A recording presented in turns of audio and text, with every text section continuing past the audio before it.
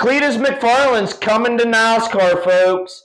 That's right. Nice Motorsports posted this earlier today announcing that Cletus is going to be joining Travis Pastrana come this Friday at Daytona for a Craftsman Truck Series race.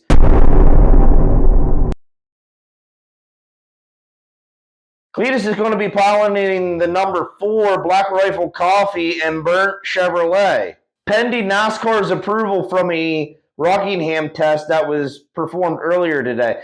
Now, I don't know the results of those tests at Rockingham, but I'm sure and confident that we will know those results here in the pending hours and days before Daytona. You know, when I heard this news that Cletus is getting this opportunity to run a truck, my heart filled with a overabundance of joy for Cletus. As we all know, Cletus has a very, very big heart. He volunteered his own time and helicopter to conduct extensive relief missions in western North Carolina in 2004 after the devastating Hurricane Helene. He was joined in those relief efforts by the late Greg Biffle, whose tragic events back in December still shake the NASCAR world today. And I got to give props to everyone that was involved with the moment of silence and putting that all together here on this past Wednesday at the Clash.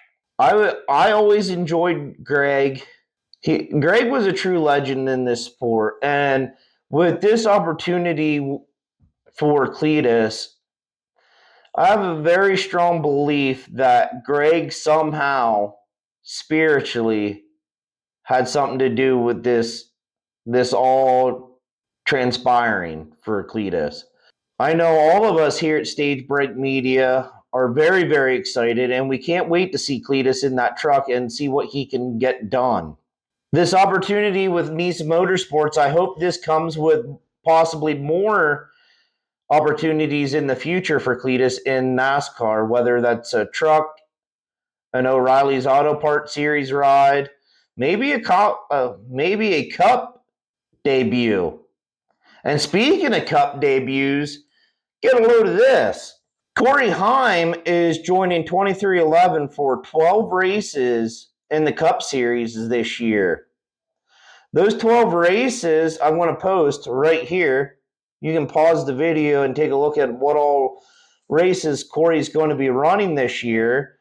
So if you're a big Corey Heim fan, maybe you can catch a race, play in a race, and go see Corey Heim. Those races will be Daytona here in a week, Kansas, Texas, the Coke 600, Nashville, San Diego's course, Chicagoland, Indianapolis, the Fall Daytona race, Darlington, the second Charlotte, and Homestead. So there's some crown jewel races right there that Corey's going to be part of. Daytona 500, the Coca-Cola 600, Indy's always, when it comes to Indy, do we still consider that a crown jewel event in NASCAR? Since we were on the oval, then we went to the road course, and now we're back at the oval. So do we consider Indianapolis still that crown jewel event in NASCAR that we used to know back in the 90s and 2000s? My answer, in my honest opinion, would be yes. A prestige track. So, yeah, I want to say that Indy is still a crown jewel event. Then we got the second Daytona. Now, with Daytona coming out of the July 4th weekend and moving to the end of July, the end of August, I mean, is that still a prestigious race? Corey's also going to be running the Southern 500. Now, that's another crown jewel event right there. The Southern 500 has always been a crown jewel event in NASCAR. Looking super forward to see Corey Heim of what he can do in that 2311 Toyota. He's been a busy driver the last couple years, building his talent, building his skill, and being one of the top truck drivers in NASCAR. Bob Pockrass of NASCAR on Fox shared this earlier today as well. Carson Hocevar gets a huge long-term contract with Spire Motorsports. This contract's supposed to go well into the 2030s. The end year, we have no idea. But one could assume he's going to be locked in for at least the next 10 years with Spire Motorsports. This is what Carson had to say. During contract negotiations, I think I asked if it could read, if I had a pulse, I would be driving a Spire race car. But into the next decade sounds good too. I'm here for a long, long time in the sport I loved as a kid. Thank you to everyone that has stuck by me. So Carson Hocevar getting this huge long-term contract extension with Spire. He joins elites like Kyle Busch, Kyle Larson, Denny Hamlin, who have bigger contract deals with their respected teams. But for somebody like Carson, he hasn't had a lot of success quite yet in the Cup Series. And to be giving this huge contract is mind-blowing. I'm happy for Carson, absolutely. But I think a contract like this should come down the road with more skill and more talent. Spire is taking a huge leap of faith here on Carson. And I'm just hoping that this contract works out both in favor for Carson and for Spire overall as a team.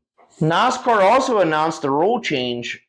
Well, not a rule change, but tweaking qualifying for the Daytona 500 earlier today as well, as Bob Pockrass reports. NASCAR's tweaking the Daytona 500 qualifying to look this way. The top two open cars in single car qualifying are locked in, and they aren't racing for the spot allotted to the top open car in each duel. The remainder of the open cars race for the one spot available in each of the duels. Then today, moments ago, Bob reports this.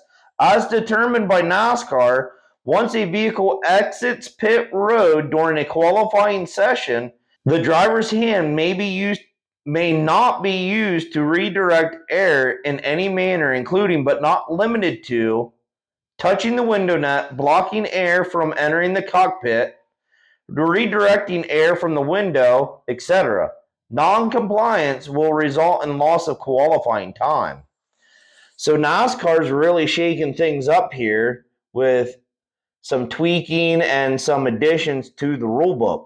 So with all the news that came today through different channels, which one are you most excited for or happy or do you dislike the most?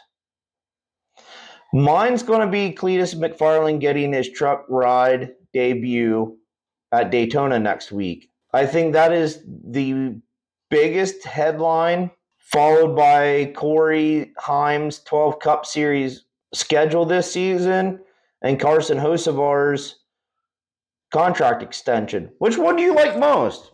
With the Carson Hocevar contract extension, what do you look forward to the most out of Carson? What do you want to see come out of that team? And if it comes down to Corey Heim, what do you think is a reasonable result that Corey should achieve in these 12 races? Let me know down in the comments below of what you think. Until next time, I'm T-Dunk. You all have a safe and wonderful evening.